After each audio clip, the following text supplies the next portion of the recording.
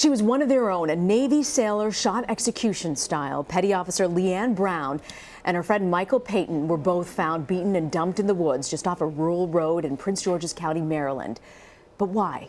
On tonight's 48 Hours NCIS, an inside look at the effort to unravel that mystery. It's narrated by Rocky Carroll, who plays the director on the hit CBS series NCIS. Here's a preview. Meet the real agents and the cases they can't forget. This one got them here. Action! We had gotten a duty call from Leanne Brown's chief petty officer. Because Leanne Brown had not reported to work and had not called her chief petty officer to say I'd be late or I'm going to be sick, the chief thought this was very unusual and notified NCIS. A missing sailor for one day is not a felony case, but I had 20 years of experience and a gut instinct told me there was something there. Don't ignore this.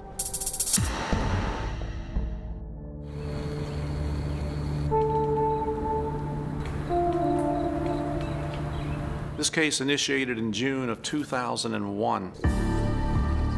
A civilian had noticed two bodies laying a short distance off the road in the woods in Prince George's County. We're still trying to determine how they got to Akakeek. All we knew, we had a white female and a white male, shot execution style within 12 inches from their head. Prince George's County was at a loss. On the other hand, NCIS had a missing sailor. I'm Leah. I lived in Houston for 2 years before I joined the Navy. Leah is the light of my life, my only child.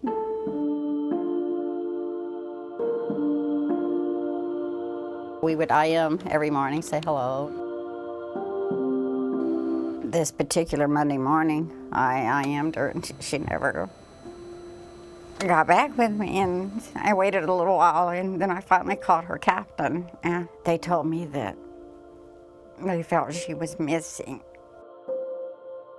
Sunday evening, our older son, Mark, called, and he said, I have to tell you that something strange is going on. Michael is missing. And Leah is missing also. I said, Mark, did they identify those bodies? I said, is that what they think? And he said, maybe. We drove home with this horrible cloud, hoping that this wasn't true, but knowing deep down that it was. These are the most heinous type of criminals. They wanted to know what it would feel like to murder somebody.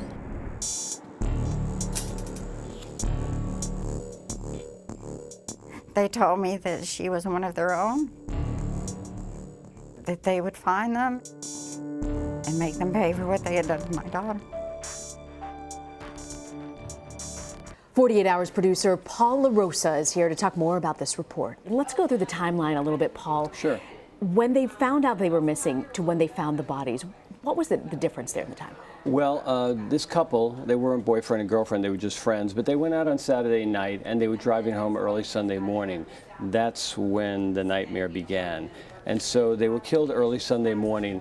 Luckily for the police and for the mothers and everybody on the good side of this case, the bodies were found by a bicyclist just hours later, like by Sunday afternoon. They were dumped on the side of a rural road in Maryland, but whoever killed them didn't care to pull them far into the woods, so they left them really sort of on the side of the road. A bicycle rider was just going by and identified them. So that was a strange. good break for the police, though. They found them right away. Just to have the body on the side of the road, so strange. No? Yeah. How far was it from where they lived, from where their bodies were found? Well, everything happened in a small area in Maryland, so I'd say 15 minutes from where Michael lived.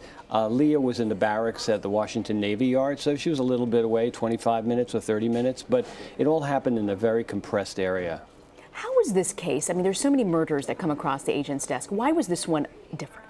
Well, they get a lot of, the NCIS gets a lot of fraud cases, other types of crimes. They get some murders, but they don't get double murders, double homicides. So this was unusual in that respect, and one of the victims was one of their own, as the title of the show. What did NCIS agents do to help solve this case? Well, they did a lot at the very beginning because because Leah lived on barracks. She was a Navy person. She was a Navy petty officer.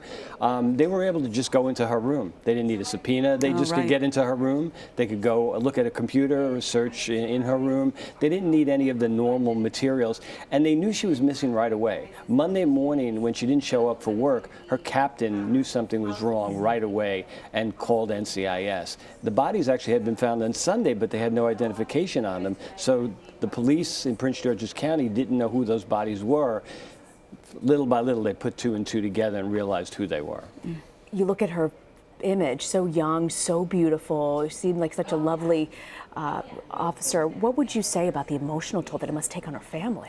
Well, you got to understand that, you know, these cases never die for the families. And this one in particular, I mean, she was only 24, Leah. Wow. She was the only child of Carrie Fremore, who was devastated by her death, as you can imagine. And there were 5 suspects.